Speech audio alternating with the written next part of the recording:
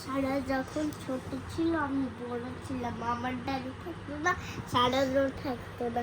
তখন আমি মামা ছিলাম, তখন আমাকে বলতো না কি রিধান মামা চলো একটু ঘুরতে যাই। না, আজকে সব দোকান বন্ধ, তারপর কি করব? তারপরে আমাকে সারা দরজা খোলা ছিল আর সারা সিঁড়ি দিয়ে দুধ মারলো। যখন আমার মা ছিল তখন আমি স্বপ্না মামুনি ড্রয়িং রুমে সবার সাথে কথা বলছিল ফোনে। তখন আমি স্বপ্না মামুনিকে ডাক দিলাম, স্বপ্না মামুনি দেখেন সারা দৌড়িয়ে সিঁড়ি পালাই গেল। তারপরে সিঁড়িতে একটা মনস্টার ঢুকলো। তারপরে রাতের বেলা আগে আমরা পার্টির সময় সারা এমনি জগজাটা ঢোক ঢোক করলো।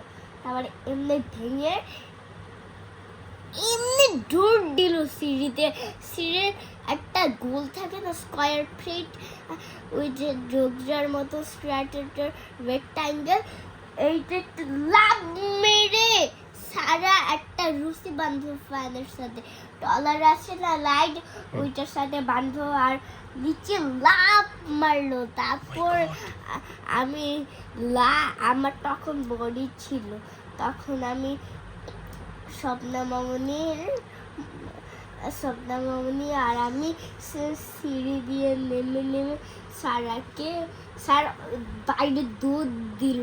বাইরে দুধ দেওয়ার পর একটা রিক্সা এসে সারাকে অ্যাক্সিডেন্ট করে ছিল। তখন একটা টাইগার এসে সারাকে ধরে জঙ্গল নিয়ে গেল আর ওর ফ্রেন্ড কল দিল। তারপরে হ্যালো ফ্রেন্ড, তুমি সবাই ফ্রেন্ডকে কল দিল। একটা হচ্ছে আয়াস, একটা হয়েছে মাফিরা, আরেকটা হচ্ছে ফাহাদ। এগুলো কি সারার ফ্রেন্ড সব? সারার ও না, সরি, রিধানের ফ্রেন্ড। ওকে, সরি। ফাহাদিন। ওকে, ঠিক আছে। আর পাঁচজন আমির। তারপরে কি করেছে সবাই?